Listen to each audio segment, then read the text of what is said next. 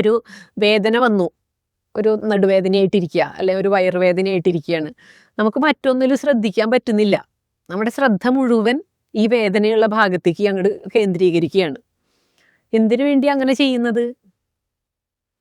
ശരീരത്തിനൊരു വേദന വന്നു കഴിഞ്ഞാൽ മനസ്സ് വേറെ എവിടെയും പോകില്ല. മനസ്സ് അവിടെ ആശ്വസിപ്പിക്കാനായിട്ട് നിൽക്കും. കാരണം അവിടെ ഒരു ചികിത്സ നടക്കുകയല്ലേ. ഒരു പ്രശ്നം വന്നിട്ടുണ്ട്, അവിടെ ഒരു ചികിത്സ നടക്കുകയാണ്. അവിടെ മനസ്സ് അവിടെ ഒരു സപ്പോർട്ടായിട്ടാണ് നിൽക്കുന്നത്, ആശ്വാസമായിട്ടാണ് നിൽക്കുന്നത്. പക്ഷെ ഇതൊന്നും നമുക്കറിയില്ല. നമ്മളെന്താ മനസ്സിലാക്കുന്നത്? മനസ്സിൻ്റെ ശ്രദ്ധ എങ്ങോട്ടെങ്കിലും ഒന്ന് തിരിക്കുക.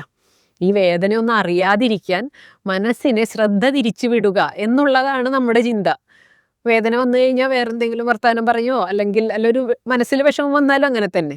മനസ്സിനൊരു ദുഃഖം വന്നു, മനസ്സിന് ദുഃഖം വന്നു കഴിഞ്ഞാൽ ശരീരം ആക്റ്റീവായിട്ടിരിക്കില്ല, ശരീരം ഒടിഞ്ഞു തൂങ്ങി. ഭയം വന്നു കഴിഞ്ഞാൽ ഒരു മസിൽ കൊണ്ടും ഒരു ഗുണവുമില്ല, ശരീരം അവിടെ അനങ്ങാതെയായി. എല്ലാ തരത്തിലും മനസ്സ് ഏതവസ്ഥയിലാണോ ഉള്ളത് അതിനനുസരിച്ച് ശരീരം പ്രവർത്തിക്കുകയും ശരീരം ഏത് അവസ്ഥയിലാണോ ഉള്ളത് അതിനനുസരിച്ച് മനസ്സ് കൂടെ നിൽക്കുകയും ചെയ്യും. ഇവർ പരസ്പരം ഭയങ്കര ഐക്യത്തോടു കൂടിയിട്ടാണ് നീങ്ങുക. അതുകൊണ്ടാണ് ഇവിടെ ഒരു പെർഫെക്ഷൻ ഉണ്ട്, ശരീരത്തിൻ്റെ എല്ലാറ്റിലും പെർഫെക്ഷൻ ഉണ്ടെന്ന് പറയുന്നത് അതുകൊണ്ടാണ്. പക്ഷെ നമ്മൾ എന്ത് ചെയ്യുക? നമ്മൾ ഇതിനെ എങ്ങനെയെങ്കിലും വേറെ വേറെ ആക്കാനായിട്ട് ഇങ്ങനെ ശ്രമിച്ചുകൊണ്ടേയിരിക്കും. ശരീരം കൊണ്ട് ഒരു കാര്യം ചെയ്യുമ്പോൾ പച്ചക്കറി എരിഞ്ഞുകൊണ്ടിരിക്കുന്നു, രാവിലെ ആകാശവാണി ഓണാക്കി വെച്ചിട്ട് നമ്മൾ ആ വാർത്ത കേട്ടുകൊണ്ടിരിക്കുകയായിരിക്കും. അപ്പം മനസ്സിനെ വേറെ ആക്കി വെക്കാൻ നമ്മളിങ്ങനെ ട്രെയിൻ ചെയ്യും.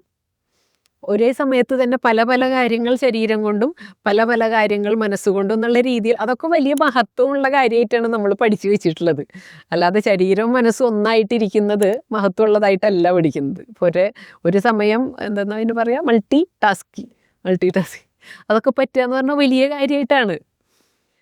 ഇപ്പം ഇവിടെ നമ്മൾ മനസ്സിലാക്കേണ്ടത് മനസ്സിനെയും ശരീരത്തിനെയും ഒന്നിച്ചു കൊണ്ടുവരിക എന്നുള്ളതാണ് വാസ്തവത്തിൽ ഇന്ന് ഏറ്റവും ശ്രമകരമായിട്ടുള്ളൊരു കാര്യം. ചെറിയ പ്രായത്തിൽ നമ്മൾ കുഞ്ഞുങ്ങളായിരുന്ന സമയത്ത് നമുക്ക് ഇതിന് ഒരു ശ്രമവും വേണ്ടായിരുന്നു. അവർ ചെയ്യുന്ന കാര്യത്തിൽ തന്നെയായിരിക്കും അവർ ശ്രദ്ധിച്ചുകൊണ്ടിരിക്കുന്നുണ്ടാവുക. പക്ഷെ ഇടക്കാലത്ത് വെച്ചിട്ട് നമ്മൾ ഇതിനെ അങ്ങോട്ട് പിരിക്കുന്നുണ്ട്. പിന്നെ അതിനെ അടുപ്പിക്കാനായിട്ട് നമുക്ക് പറ്റിയിട്ടില്ല. വീണ്ടും പറ്റുന്ന സമയത്തൊക്കെ മനസ്സ് ശരീരത്തിൻ്റെ ഒപ്പമുണ്ട്, അല്ലെങ്കിൽ ശരീരം മനസ്സിൻ്റെ ഒപ്പമുണ്ട്.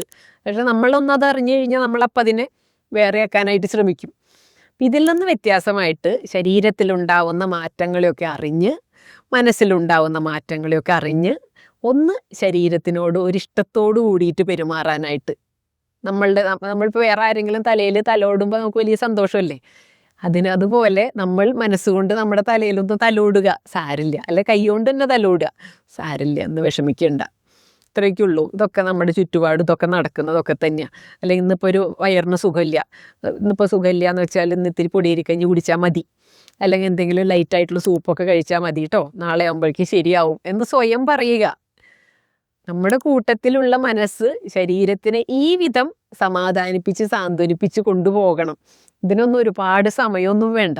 പക്ഷെ ഇടയ്ക്ക് നമ്മളുടെ ഈ ഒരു പ്രസൻറ്റിലേക്ക് മനസ്സിനെ ഒന്ന് കൊണ്ടുവരാനായിട്ട് സാധിച്ചാൽ മാത്രം മതി.